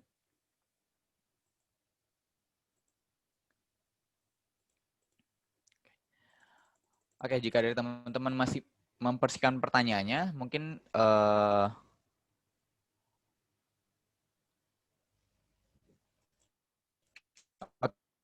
oke, ini sudah ada muncul satu pertanyaan dari Sri Ulama Indonesia. Supaya fokus itu harus gimana? Soalnya gampang tergoda. Gampang tergodanya mungkin seperti apa ya? Mungkin pertanyaan untuk ke Bu Damora mungkin ya Bu ya, yang akan dijawab oleh beliau. Gampang tergodanya karena apa ini mungkin ya Bu? Oke, ya jadi sebenarnya kalau saya, ini jatah saya bukan Jeffrey. Jatah saya nih. Iya, ini jatahnya Bu Mora. Oke, jatah saya. Oke, jadi sebenarnya tadi ada pertanyaan di atas dari siapa ini? Bapak kah atau adik kita Rahmat Saripudin. Jadi aku pengen nanya sama narasumber pertama tadi, berarti saya ya. Soalnya sempat membahas tentang goals dan tujuan. Yang ingin aku tanyakan, gimana caranya untuk menentukan tindakan awal mencapai tujuan. Soalnya kadang dalam pikir itu penuh dengan menunda-nunda, nanti seperti itu ya. Nah, jadi kalau saya sih bagaimana cara kita menentukan goals ya. Kalau kita lihat tadi kita melihat cerita atau kisah sejarah yang diukir oleh Andi Alfi. Dia dulunya biologi, belajar biologi, terus kenapa dia beralih ke teknologi gitu kan. Nah, kita better tanya sama pelakon langsung ya. Nah, pelakon langsungnya ini ada apa? Kalau saya paling bisa menceritakan apa yang kisah-kisah yang saya dengarkan dari anak-anak muda. Mereka mengikuti apa yang hasrat terbesar dalam diri. Jadi kalau misalnya, maaf ya, kadang kan kita memilih jurusan kuliah itu bukan karena pilihan kita, pilihan orang tua, atau karena nggak ada pilihan lain gitu ya. Nah, jadi melakukan sesuatu, tapi itu bukan cita-cita kita, bukan impian kita. Nah, jadi saya sih coba lihat apa yang hasrat terbesar yang ingin sekali kau lakukan, atau kau sering melakukan apa di antara 100% impian-impianmu tuh beratnya kemana gitu. Nah, saya sih biasanya begitu ya, dan akhirnya ya kayaknya saya memang sukanya tuh olahraga gitu ya. Saya tidak kurang suka dengan ini segala macam. Nah, coba gitu, main di situ gitu. Nah, kalau itu saya. Nah, kita tanya sama Andi Alfi gimana nih ceritanya. Dia dari seorang biologis terus berpindah ke teknologi. Nah, nanti dari Andi kita belajar bagaimana menentukan goals tersebut. Gitu biar nggak nunda-nunda, iya nggak? Oke, silakan Andi. Iya, iya terima kasih kesempatannya Bu Mora. Iya, dari dulu memang waktu SMA saya senang banget biologi ya, karena saya jurusannya IPA pas di SMA, dan saya orangnya dituntut di rumah itu sebagai akademisi banget. Pokoknya harus ngejar ranking dan lomba-lomba tertentu kayak gitu. Jadi saya di SMA itu alhamdulillah nyampe Olimpiade Sains Nasional di bidang biologi. Nah, sejak menentukan pilihan kuliah, saya cari tuh sesuai minat saya. Sesuai minat saya apa sih? Oh, ternyata saya suka biologi dulu waktu SMA. Nah, ternyata saat lolos di biologi UGM, ternyata banyak yang lebih asik selain biologi. Nah, pada waktu itu saya kuliah hanya sekedar kuliah. Saya main ke teman-teman fakultas yang lain, fakultas sosial politik, fakultas psikologi, dan lain-lain. Saya banyak berteman dengan mereka dan jarang main di kampus sendiri. Seperti itu, karena saya menemukan sesuatu yang saya sukai. Nah, saat masuk ke semester 6, ternyata semester 6 itu waktu saya istilahnya semester di mana saya berprestasi di bidang biologi. Maksudnya saya kemana-mana lomba biologi, ke Bogor waktu itu, ke Padang juga. untuk lomba-lomba biologi. Tapi setelah saya dapat apa yang saya inginkan, oh ternyata saya kurang pas gitu, kurang sreg rasanya saat bisa di biologi. Oh ternyata saya setelah itu diajak untuk teman buat salah satu media, karena dari dulu saya aktif banget di media buat status online di Instagram, di Twitter kayak gitu. Nah ternyata dengan keresahan yang sama, kami punya keresahan di bidang literasi digital. Kami sepakat untuk membuat UGM Today Kreatif Media. Nah, sejak saat itu, tahun 2017, saya memilih untuk saya tidak akan berkarir di biologi. Dan saya hanya menyelesaikan kuliah saya hanya sekedar lulus aja. Dan saya harus bertanggung jawab dengan IPK saya. Itu salah satu tanggung jawab saya ke orang tua yang membiayai saya kuliah. Kayak gitu. Jadi saya bertanggung jawab, saya tidak lalai dengan kewajiban saya, tapi setelah saya kuliah, saya meneruskan karir saya di bidang digital, media sosial, seperti itu. Seperti itu, Bu Mora. Kalau saya ya. Jadi sementara saya kuliah biologi, setelah itu aktivitas saya meningkatkan skill saya di bagian digital literasi. Seperti itu, Bu. Nah itu dia kan. Jadi mudah-mudahan, karena saya lihat ya, bagaimana kamu dari seorang yang senang biologi berubah menjadi orang yang senang, itu karena itu tadi, kita ini kan diciptakan Tuhan, jadi mungkin ya semesta itu yang mendorong kamu, ya, mewujudkan, ya itu mungkin keinginan terdalam yang mungkin dulunya pernah kamu impikan, bayangkan, atau kamu pernah mengidolakan siapa, saya nggak tahu. Jadi sebenarnya tarikan alam semesta itu yang membawa kamu mungkin ya.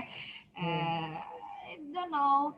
Karena apa? Kamu bilang kamu main di kampus lain. Nah itu kan perjalanan sejarahnya tuh lucu dan keren dan aneh ya nggak sih?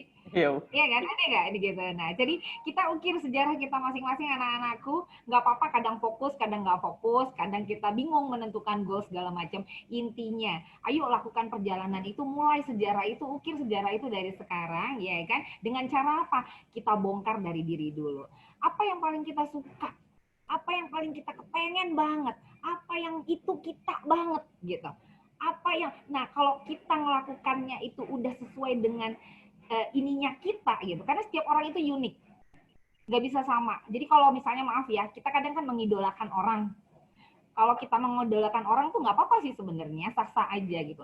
Tapi yang menyedihkan adalah semesta akan kehilangan dirimu yang sesungguhnya gitu. Karena apa? Pada saat kau mengidolakan orang tersebut, kau akan mencoba menjadi dia, bukan menjadi dirimu gitu kan. Jadi ayo galinya dari diri sendiri aja. Kalau saya juga sama, super telat sebenarnya. Karena apa? Saya baru membangun yayasan di usia 38 tahun ya. Nah, jadi bukannya umur Bunda masih 28, Bun? Oh ya, saya 17 sekarang. Jeffrey, jangan salah. Ya. Nah, jadi itu sebenarnya telat sekali kalau dipikir-pikir. Bayangkan saya ngerjain apa dulu gitu ya. Ternyata anak muda adalah dunia saya. Dan saya baru temukan itu di umur 38, nggak apa-apa. Itulah perjalanan, nikmati prosesnya gitu ya. Kadang ya hidup ini seperti jet coaster, iya gitu. Tapi kadang juga dia sangat flat, iya. Nah, kadang juga dia luar biasa menggebuk-gebuk gitu tuh kayak nggak ibarat kata remnya tuh blong gitu, iya gitu ya. Nah jadi dulu saya terlalu banyak menyia-nyiakan diri ingin jadi orang lain sehingga akhirnya terlambat gitu. Nah setelah saya tahu formula-formulanya, saya tidak pingin nantinya saya tua, saya dipimpin oleh orang-orang yang seperti saya, itu makanya saya bagi formula itu. Ayo kita lihat diri kita, banyak sekali ya cara yang bisa kau temukan, cara yang bisa kau create untuk menemukan hal-hal hebat di dalam diri. Itu pasti ada. Setiap orang unik pasti ada. Cari dan temukan seperti itu. Ya, jadi fokus ya kan. Jadi tadi saya ada pertanyaan yang Jeffrey sampaikan, gimana ya supaya fokus? Soalnya gampang sekali tergoda, itu saya baca kan. Nah, ya memang apalagi the Gen Y, Gen Z ini ya. Ingat nggak sih yang di slide pertama tadi? Saya bilang apa? Mudah terpengaruh, ya nggak? Nah, jadi kalau kita lihat, kenapa dia gampang terpengaruh? Ya kan? Kenapa dia nggak fokus gitu? Karena tidak ada goals. dia ngikut-ngikut gitu. Tapi kalau dia sudah tentukan goals-nya, ya kan, dan dia yakini setiap drop langkah yang dia buat hari per harinya itu akan membawa hasil, biarpun kalau Anda tahu siput atau keong, tahu dong ya, biar pelan kayak siput sama keong, tapi jalan gitu lah. Bener nggak? Daripada ngebut kayak Ferrari naik mobil apa tuh? F1 ya, tapi berat sana sini dan akhirnya nggak tahu apa gitu. Nah jadi tentukan goalsmu dulu sayang gitu ya, sehingga kau bisa fokus meraihnya, mencapai goals tersebut dengan syarat penuh keyakinan. Jadi berjuang, berusaha, berdoa dengan penuh keyakinan. Jangan berjuang berusaha tanpa keyakinan, akan berat kerjanya. Ya, itu ya sayangnya, mudah-mudahan cukup menjawab. Kalau belum tahu gimana caranya lagi, ayo nanti kita diskusi DM-DM-an di Instagram, ya Instagram saya Kaya Nasution. Nah, nanti kita DM-DM-an di sana, kita kumpas tuntas mengenai fokus ini. Oke, itu. Atau mungkin seminar ini mau ditambah nanti Bunda jadi talk show mungkin. Saya boleh nambahkan? Bunda ready ya? Siap. Pokoknya buat anak muda siap. Saya boleh nambahkan Nanti sedikit? Bu Farah mau... Boleh, Nanti silakan Bu Bu Farah- Kalbia, silakan Bu Kalbia. Ya, soalnya ceritanya Mas Alisari ini, Mas Andi Alisari ini mirip ya sama saya ya. Saya SMA-nya IPA. Lalu kuliahnya kemana-mana. Dan saya ngikutin Bu Ambil Farah. perbankan syariah, lalu ngambil manajemen, lalu ngambil pendidikan matematika, lalu ngambil akuntansi, lalu bingung. Lalu bingung. Pencarian Yang jati diri ya, Bu. selesai hanya di matematika dan akuntansi. Ya. Jadi saya hanya mau menambahkan aja, terkadang goals itu anak muda tuh pinter banget loh Bu Mora bikin goals ya. Targetnya jelas. Di umur 20-an itu, wah jiwa muda banget deh. Saya pertama kali menginjakan kaki di Kasih Bangsa itu 14 tahun yang lalu, umur saya masih 26 tahun. Wow, oke, baiklah. 20-an targetnya sudah tercapai. Tapi setelah itu, stuck. Nah, ini yang jadi masalah. Kehilangan tujuan awal.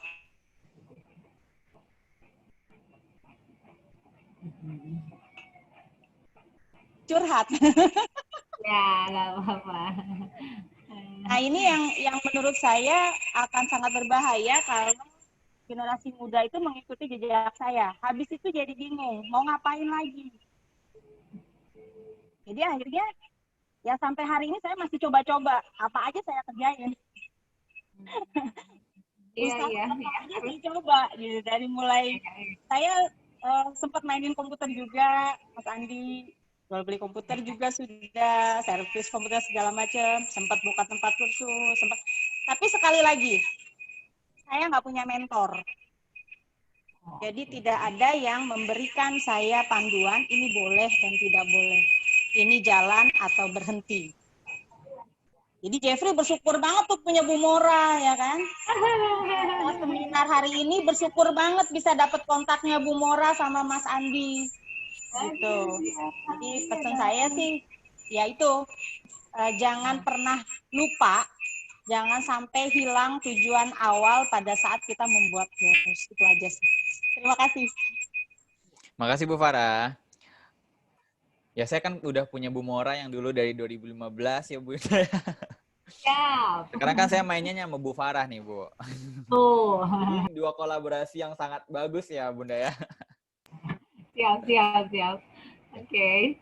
Oke, terima kasih tanggapannya Bu Farah. Dari teman-teman viewer ada lagi yang ingin bertanya mungkin untuk Mas Alfi atau Bunda Mora Nasution. Ini kedudukannya sama-sama jauh nih. Bunda Mora dari Medan, Mas Alfinya asalnya dari Makassar. Tapi stay-nya di Jakarta ya Mas ya?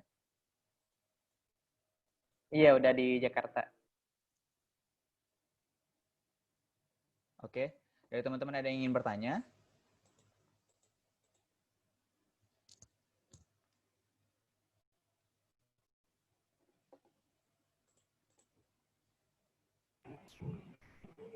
Ini ada dari Sri Atun kan, saya baca ini kayaknya ada Jeffrey baca nggak? Aku nggak Oh, masuk enggak tuh. ya. Oh, ini private ke saya ini. Jadi Oh, gimana dong? private. Ke saya It's ya. okay, it's okay. Silakan, boleh. Nggak apa-apa. Ya, Nggak apa-apa. saya baca ini ya. Boleh, Oke, silakan. ada 3 aspek yang penting untuk mencapai goals. Ya, jadi ada penampilan, sikap, dan skill. Bagaimana untuk merubah orang dengan watak bawaan? Misal pendiam untuk mengawali komunikasi sulit. Anakku begini ya, Bu Sriatun atau Mbak Sriatun atau adik Sriatun nih ya. Nah, jadi gini sayang, lihatlah sekitarmu ya. Tentunya seperti, jadi kodrat manusia itu sebenarnya tidak punya rasa takut. Kenapa Tuhan memberikan suara agar kita mampu berbicara? Tuhan memberikan tangan ini agar kita juga rajin bersilaturahmi dengan saudara-saudara kita yang lain. Tuhan menciptakan mata ini juga banyak melihat. Jadi untuk apa kita di dunia hanya berkutat dengan asik dengan diri sendiri? Tuhan juga maaf ya, nggak suka lihatnya, karena apa kok kayaknya egois banget gitu ya. Nah sementara kita ini banyak sekali yang tadi saya bilang di awal, kalau kita bisa memaksimalkan potensi 1 jari ini saja, belum 5 jari, belum 10 jari, ini bisa makan waktu 1 tahun menghabiskan fungsi ini gitu. Belum lagi kita mengembangkan yang lain dari diri kita. Jadi gimana saya pemarah, saya juga dulu sama Cooper ya, nggak pedean, terus habis itu saya introvert sekali. Nah, tapi saya punya cita-cita itu nggak sesuai dengan kondisi karakter saya. Cita-cita saya itu saya pengen dulu itu ya, kalau sekarang kan emang tren banget berguna, bermanfaat untuk orang banyak. Kalau saya dulu itu sudah tertanam, pengen banget berguna, bermanfaat. Gimana mau berguna, bermanfaat kalau saya kuper? Kalau saya tidak mampu berbicara, kalau saya tidak mengubah diri saya. Nah, dorongan kuat untuk berubah inilah yang saya jadikan alat saya untuk keluar dari situasi tersebut. Caranya apa? Saya mulai memberanikan diri. Karena apa? Saya aja bisa lahir dari rahim ibu saya juga sendiri gitu kan. Dan yang berjuang di dalam rahim ibu kita juga saya sendiri, sehingga menjadi Mora Nasution, mengalahkan begitu banyak kompetitor di dalam lahir rahim itu. Kenapa saya mesti takut saat ini, sekarang ini? Dulu juga waktu saya berdiri, belajar duduk, berjalan merangkak, itu juga semua atas perjuangan diri sendiri. Kenapa sekarang saya juga harus takut untuk mengembangkan diri? Nah, akhirnya saya ikutin kompetisi. Kompetisi apa? Waktu itu zaman saya ikut kompetisi putri-putrian ya. Jadi dulu ada Putri Sumatera Utara, ada Putri Indonesia, ada segala macam. Nah, ikut awalnya nggak masuk finalis, ya kan, malu. Tapi karena saya goals-nya tadi, saya pengen mampu ini, saya ikut lagi sampai akhirnya bangga duduk di dapat.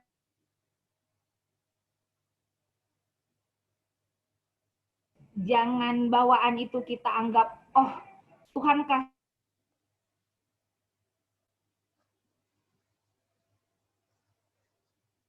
Tapi saya, itu tadi yang saya bilang,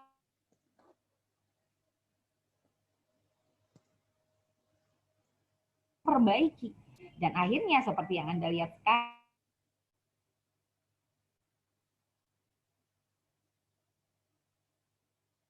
kenapa? Semuanya sebenarnya bisa diselesaikan dengan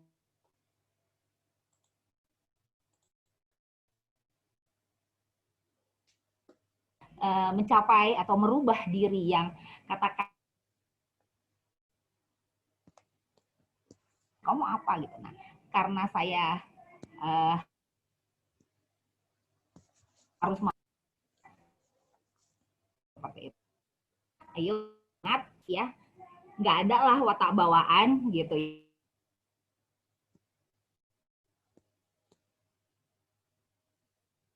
Sabar kalau dia menentukan komunitas yang tepat.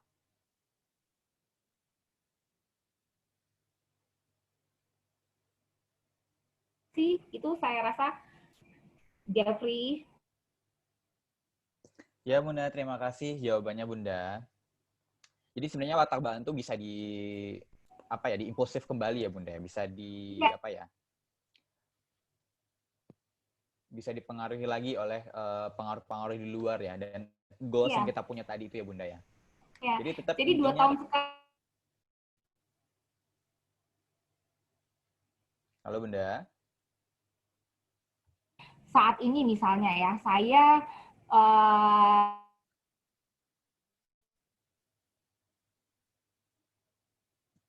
gitu. Cara paling gampangnya adalah saya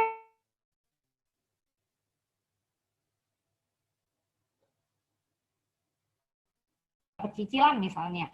Saya lihat yang dia tetap ceria tapi mampu kontrol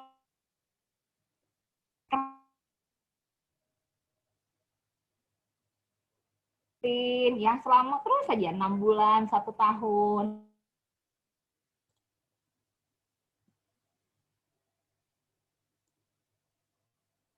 Akan sedikit banyak itu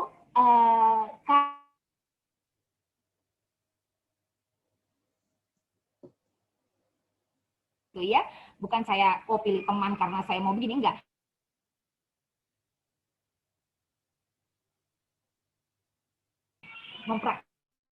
Nah, jadi itulah tempat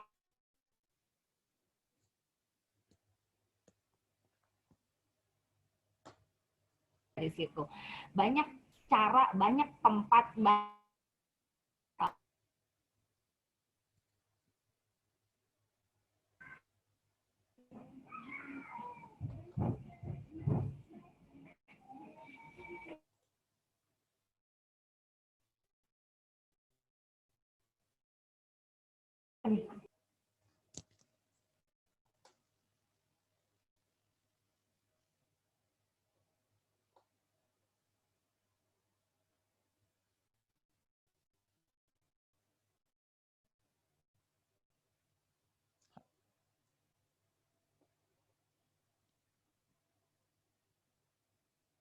Halo.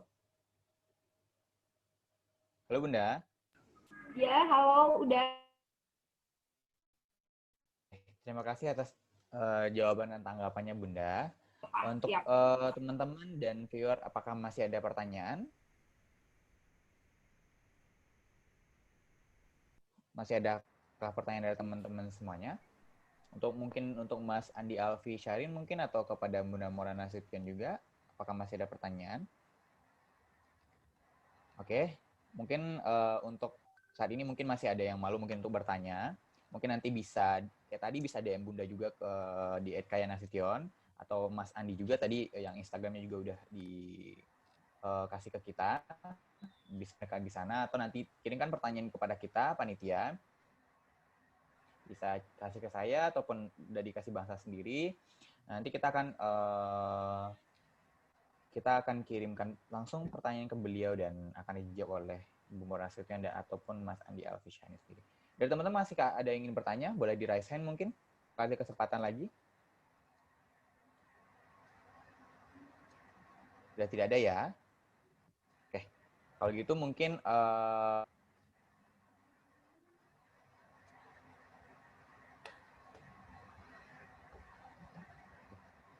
dari kita, dari Kasih Bangsa, mungkin ada yang bertanya, yaitu Hamidah. Boleh Hamidah, silakan.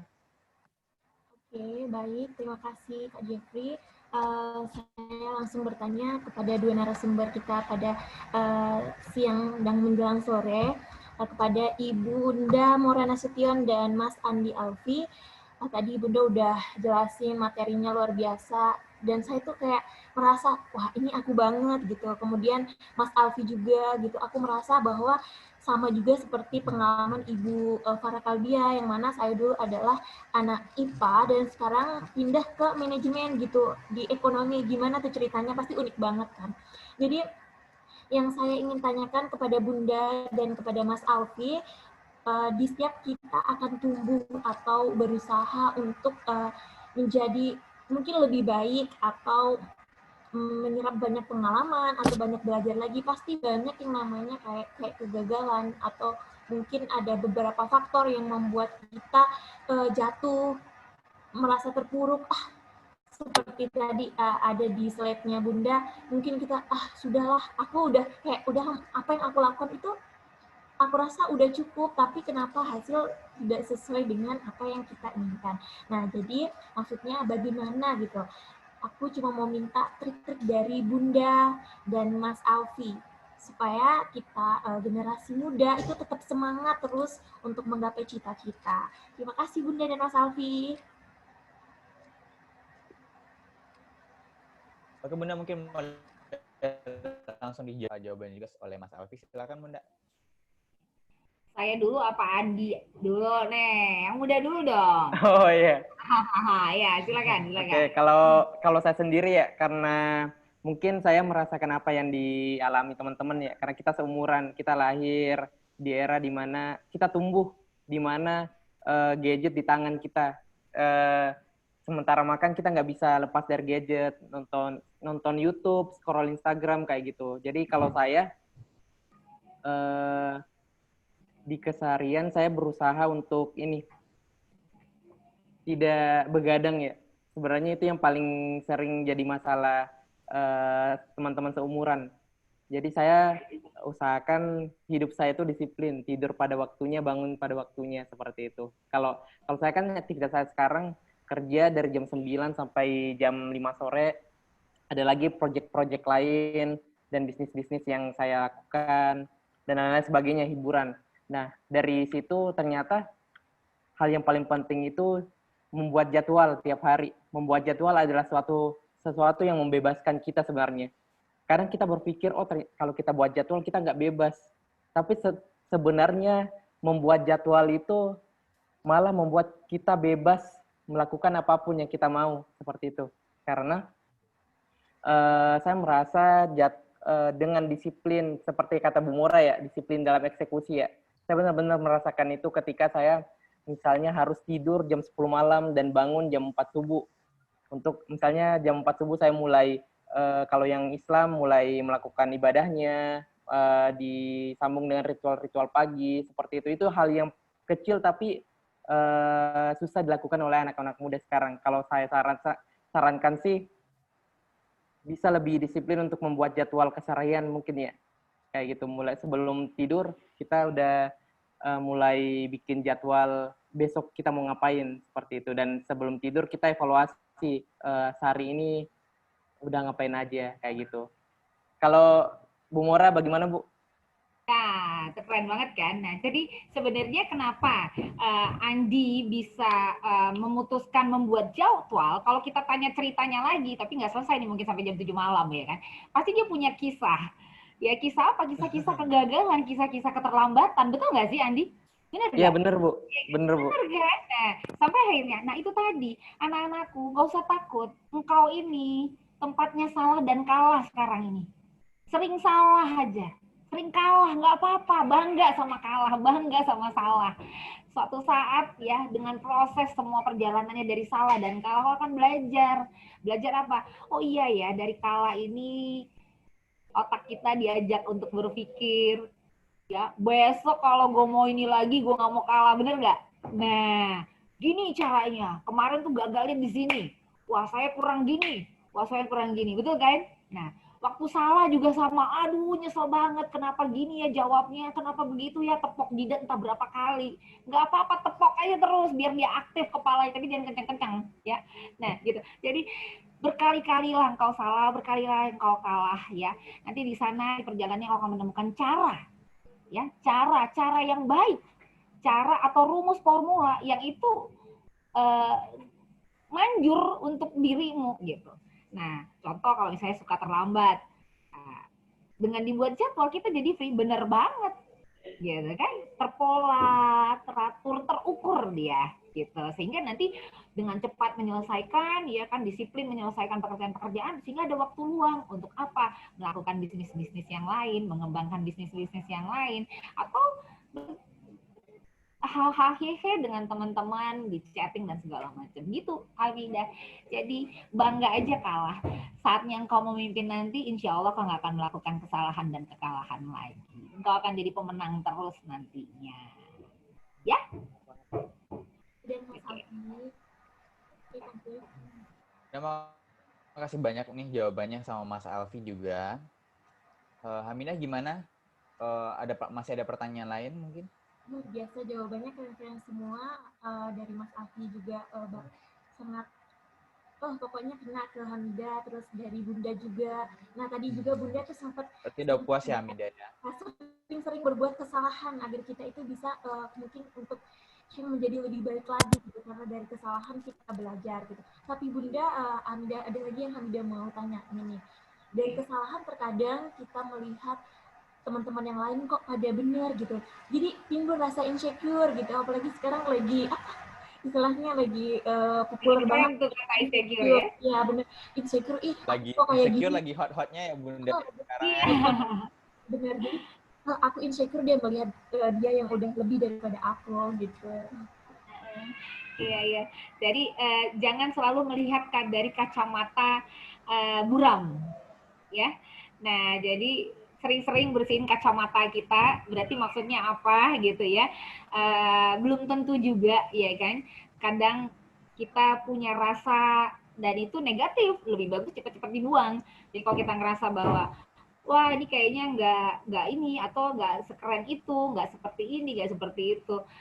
Ayo dong bersahabat dengan semua yang sudah Tuhan kasih. Kasihan kan tangannya udah capek ngetik, nyiapin semuanya gitu. Tiba-tiba kita bilang, wah ternyata nggak lebih baik begitu. Kasihan kan tangan ini. Gitu. Kasihan ya tubuh ini, kepala ini yang sudah berpikir gitu kan. Nah, ayo bersahabat dengan semua tubuh ini. Say thank you, terima kasih sama semuanya. Jadi bersahabat, hai tangan, harapan aku ke depannya saat kita buat event ini atau apa ini, data korporasi ini atau proposal ini lebih baik lagi. Ayo ya, kamu lebih rajin lagi ya ngetiknya gitu ya. Hai mata, hai itu gitu. Jadi bersyukur anakku, jangan pernah kita ini diri ya, karena pelan-pelan dan lama-lama apapun ceritanya, namanya orang nggak dipuji sama orang dipuji lebih tumbuh yang mana lebih cepat, ya kan? Itu sampai ada eksperimen dilakukan ya, 2 tanaman, satu yang diberikan kata negatif terus dan satu diberikan kata positif terus gitu. Yang ini nggak tumbuh-tumbuh, tanaman loh, bayangin kita tuh cuma ngomong, kamu gini gitu. Nah yang di sini, wah kamu nanti akan jadi pohon yang besar, begini, tumbuh terus dia, kuat, sama diri kita gitu ya. Jadi insecure itu wajar usia kalian, ya itu fenomena yang terjadi di generasi sekarang ini, nggak apa-apa, nikmatin aja, ya kan? Tapi jangan lama-lama, ya kan? Jangan lama-lama. Ayo lebih bagus kita banyak bersyukur, ya kan? Dan lebih banyak melakukan perubahan-perubahan. Biar kecil ada nyata berharga. Gitu. Ya. Mungkin saya tambahin dikit ya Jeffrey ya. Boleh banget Mas Alfi. Saya juga pernah di fase itu Hamidah. Jadi kayaknya waktu itu saya karena gabut ya, jadi sering buka media sosial. Yang dilihat di media sosial malah teman-teman kita yang udah sukses kayak gitu. Padahal kan yang diperlihatkan teman-teman itu mungkin 1%, 2% dari sisi kehidupannya. Nah kalau saya bilang gini, kita tuh sering buka media sosial, menjadikan media sosial itu sebagai ajang komparasi, membanding-bandingkan orang. Kalau saya bisa nggak sih kita jadiin media sosial sebagai ajang referensi kayak gitu? Kita melihat misalnya Jeffrey udah sukses, Bu Mora udah sukses. Apa sih kisah di balik Bu Mora itu? Kita pelajarin gitu loh. Bukan kita banding-bandingkan diri dengan Bu Mora, kita bandingkan dengan Jeffrey, tapi kita nyari, oh Jeffrey itu bisa sukses karena udah gini kayak gitu. Dan kata Bu Mora, kita bisa berdamai dengan diri dan bukan paradigma ketika membuka media sosial itu bukan membandingkan, tapi menjadikan teman-teman kita sebagai referensi. Seperti itu. Jangan sampai semesta kehilangan dirimu, Hamidah. Iya, benar. Kehilangan nama Hamidah Nur Isna yang cantik itu, gitu. Ya kan? Jangan sampai cuma gara-gara insecure, ya. Nah, itu cakep banget, Andi. Yes. Oke. Hamidah, masih ada pertanyaan mungkin? Oke, sudah. Nanti untuk Udah selanjutnya ya? mungkin bisa via DM sama Bunda kalau nggak sama Mas Alfi. Oke. Oke, mungkin untuk sesi tanya jawab ditutup sore hari ini. Mungkin sedikit aku ingin minta pesan mungkin untuk acara seminar kali ini dari Mas Andi terlebih dahulu, nanti dilanjutkan oleh Bu Mora Nasution. Silakan Mas Andi. Ya, terima kasih Jeffrey. Jadi sebenarnya yang dihadapi generasi kita itu emang itu ya, masalah kesehatan mental ya paling utama ya. Kita sekarang di era pandemik ini sebenarnya menjadi waras aja sesuatu hal yang kita usahain banget gitu loh, apalagi dipaksa untuk produktif. Di mana-mana seminar-seminar bagaimana produktif di era digital, bagaimana produktif di era pandemik, padahal yang kita rasakan sekarang sebenarnya menjadi waras aja udah bagus banget gitu loh. Kita udah usahain banget, kita udah struggle banget untuk jadi waras. Kalau saya sarannya acara kayak gini bagus banget untuk saling mengingatkan, saling menyadarkan kalau sebenarnya untuk bisa survive, untuk bisa bertumbuh itu kita kembali dari diri sendiri. Kita lihat apa maunya kita, jangan sampai kita kehilangan identitas kita, malah kita mencontohi identitas orang lain kayak gitu. Itu Jeffrey. Oke, Mas Alfi, makasih. Kesannya sungguh sangat kena banget nih Mas Alfi. Bunda, gimana Bunda pesannya buat acara seminar kali ini? Ya, kalau saya sih ya, ayo keluar dari 7 penyakit itu, ya. Nah, karena itu nggak akan nolongin, ya, keluar dari 7 penyakit yang disebutkan. Apa sih penyakit-penyakitnya? Nanti lihat di Instagram ada penyakit-penyakit tersebut. Dan kemudian ayo rajin-rajin sekarang berkelompok, ya, karena kita sejatinya warisan yang dititipkan oleh para leluhur bangsa ini adalah kebersamaan, ya kan, gotong royong, ya, tumbuhkan rasa rasa kepedulian, ya kan. Nah, jadi kalau bicara mengenai kepedulian ini yang harus diolah sekarang sama anak-anak muda supaya apa? Indonesia ini kuat, gitu ya, karena apapun ceritanya, takdir sejarah bangsa ini diukir oleh kebersamaan, diukir oleh pemuda, diukir oleh semangatnya, ya kan, sehingga goals yang diinginkan tercapai. Jadi anak-anakku tetap semangat, ya, teguh dengan pendirian, kuatlah, ya kan, tangguhlah, ya kan, penuh semangat yang berkobar-kobar, karena semangat itu udah sebagian dari doa. Saya rasa itu saja. Sampaikan salam sayang dan hormat saya untuk orang tua di rumah, teman-teman semuanya, ya, anak-anak hebat Indonesia. Sukses. Oke.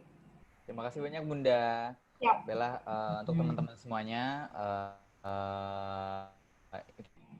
itulah Mas Andi Alfi Syahrin dan Bunda Mora Nasution pada sore hari ini. Semoga materi yang disampaikan itu bermanfaat.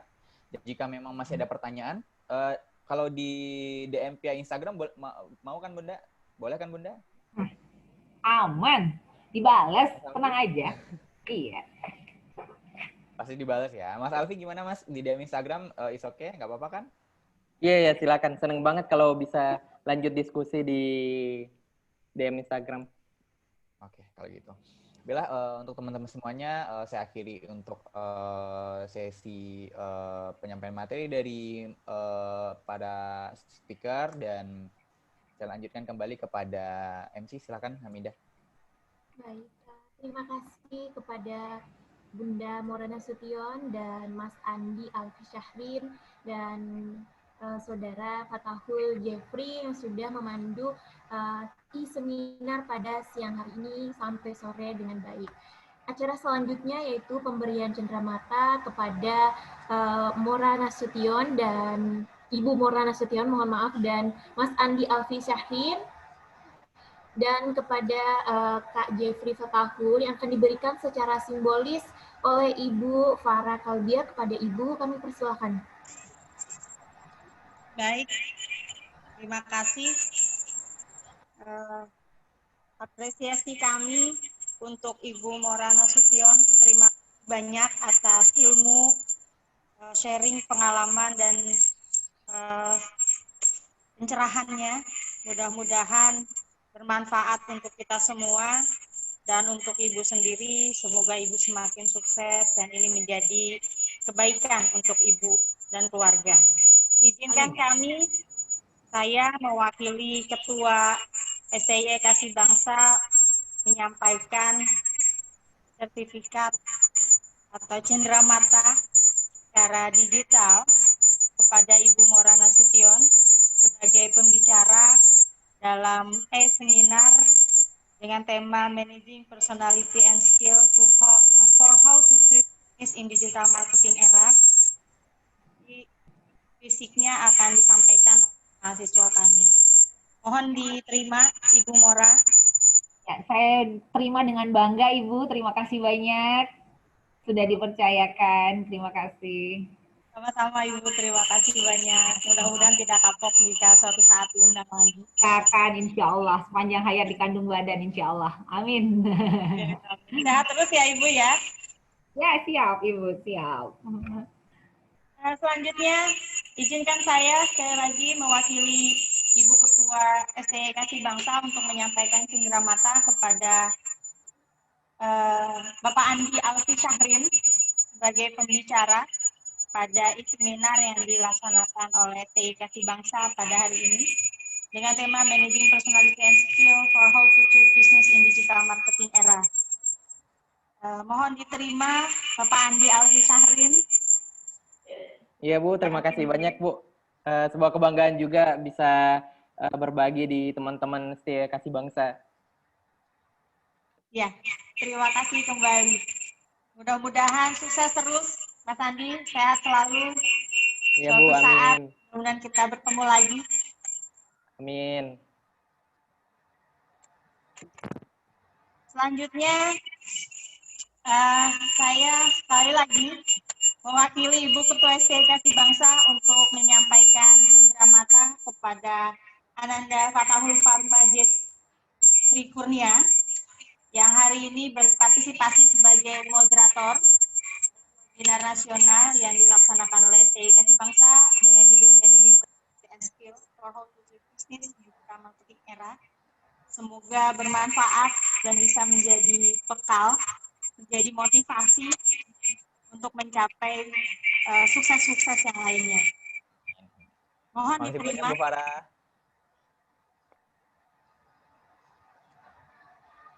Selanjutnya, saya sekali lagi yang banyak mewakili STY Kasih Bangsa menyampaikan cenderamata kepada Hamidah Nur Isnaini yang sudah berpartisipasi sebagai MC pada seminar nasional dengan judul Managing Personality and Skill for How to Treat Business in Digital Marketing Era. Mudah-mudahan menjadi motivasi supaya bisa lebih termotivasi lagi, lebih percaya diri lagi, dan lebih berprestasi. Mohon diterima Hamidah. Terima kasih Ibu.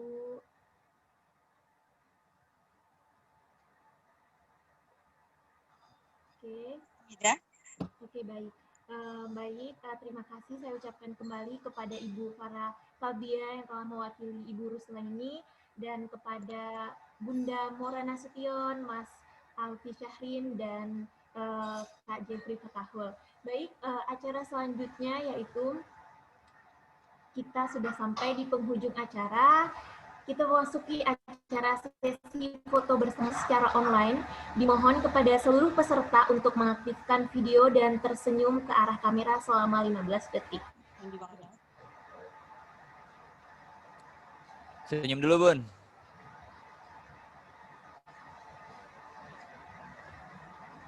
Oke, baik.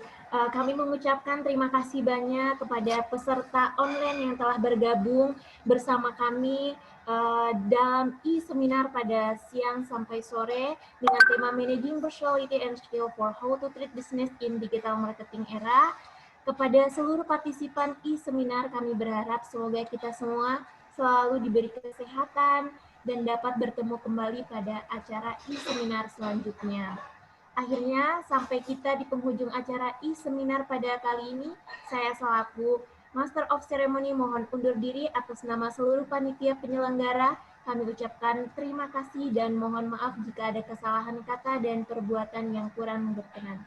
Pergi ke pasar menjual rambutan, pasar dibuka di pagi Senin. Sampai jumpa teman-teman, semoga bertemu di kesempatan lain. Shalom, sabetata, bavantu sukitata, salam kebajikan, salam sejahtera bagi kita semua. Wassalamualaikum warahmatullahi wabarakatuh.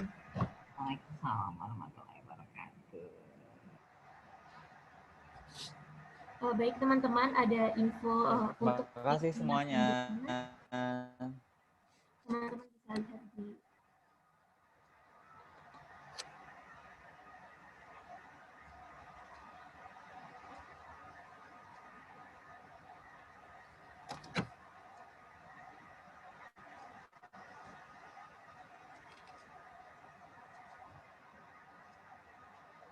Untuk para viewer mungkin itu tadi ada informasi tentang nanti akan ada pelaksanaan berikutnya e-seminar kita.